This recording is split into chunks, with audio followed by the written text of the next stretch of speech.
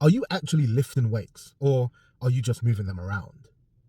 What the fuck do you mean by that, Fee? Let me explain.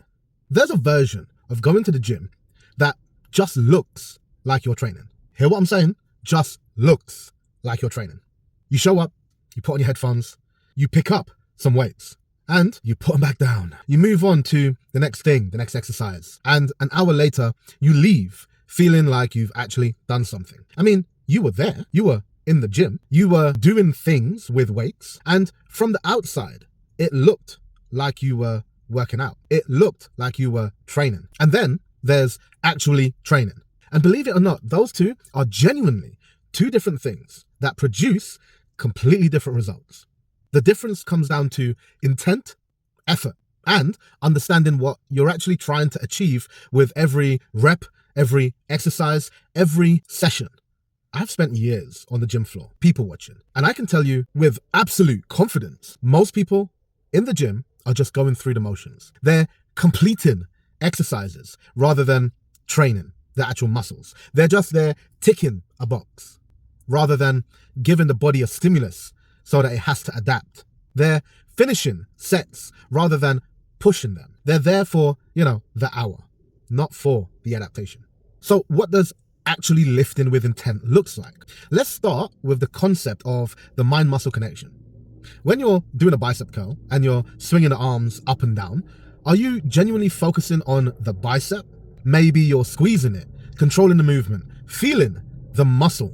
Now, the research on this is actually quite interesting. Studies have found that deliberately focusing on the target muscle during an exercise can increase muscle activation by a meaningful amount. You're not just moving weight from A to B. You're using that weight as a tool to create specific tension in a specific muscle. Then there's the question of effort. This is where most people are really genuinely leaving results on the table. To grow muscle, you need to take a set close to what's called muscular failure. That is the point where you genuinely cannot complete another rep, at least not complete another rep with good form. There are a few ways to get to muscular failure, and I'll address them in a different video. But we're talking muscular failure, not to the point where this is a bit difficult. No, not to the point of, ooh, fucking muscles are burning. No, to the point where your muscles simply does not have the capacity to produce another rep. Most people never get there. They stop 3, 4, 5 reps short because it's starting to get uncomfortable, which means the stimulus for adaptation, the reason the muscle would have, any reason to grow, is simply not there. There's a concept called reps in reserve, or RIR. On any given set, how many more reps could you have done? Now, if your answer is regularly 5 or more, my opinion, I don't think you're training hard enough. You're exercising. You're going through the motions. For genuine hypertrophy, which means building muscle, most of your working sets should end at about 1, and I'll be generous, to 3 reps in reserve. And there are some exercises that you should just go to actual failure, as long as you can do that safely. That's probably not something you're going to do on something like a deadlift. I think that would be a very silly thing to try and do. But going to absolute failure on something like a bicep curl, especially a, let's say, single arm dumbbell preacher curl, yes, 100%. I feel like you could do that safely. Now, there will be people who say the mind-muscle connection doesn't matter, and neither does reps in reserve, and neither does what I'm about to talk about, which we'll cover in a minute. And their argument will be the only driver for hypertrophy is mechanical tension, which I believe is true. However, I also believe that there are different parts of that equation that equals out mechanical tension. But so that we can all be on the right page here, even if you subscribe to the thinking, you have to agree on the concept of your muscles need to be challenged beyond what they're used to, or they have no reason to change. So the other thing that I was talking about was tempo. Are you controlling the weight, or is the weight controlling you? I love playing about with tempo. The lowering phase of a lift, which is called the eccentric or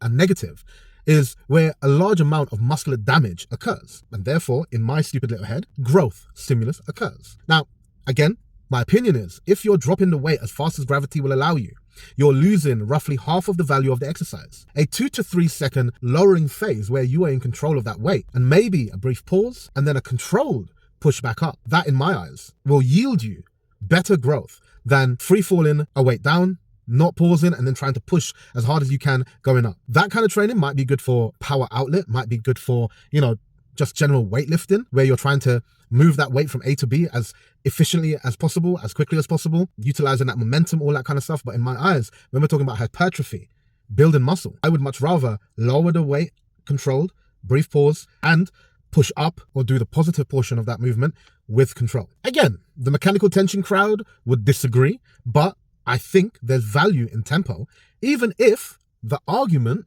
is we utilize it just for skill acquisition. But in my eyes, if you are free falling away and then trying to push as quickly as possible back the other way, it's a bit of a recipe for an injury, no? Anyway, we're going into a different video here. Now, let's talk about momentum specifically, because this is a massive one. Using momentum to complete a rep means the weight travels through its range of motion via inertia, rather than through the muscle contraction. The muscle is doing less work. You feel less of it. You get less from it. Swinging your arms on a bicep curl, let's say, using your hips to heave a barbell row, or bouncing a bench press off your chest, makes the exercise easier in the moment, which is the opposite of what you should be trying to do. Remember, you're trying to build muscle, not move weight from A to B. That's a different conversation. That's more powerlifting, yeah? Weightlifting.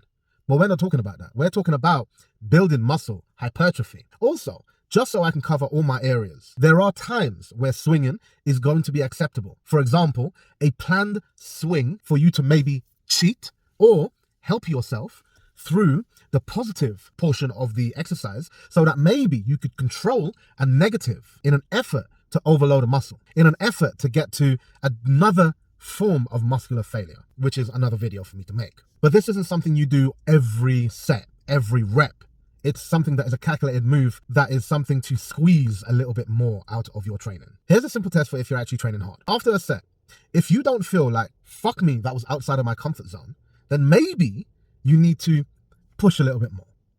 Your muscles should feel like they were genuinely taxed at the end of that set. And if they don't, the weight is probably too light. The effort maybe wasn't high enough. Or maybe the form is off. Pick up the weights.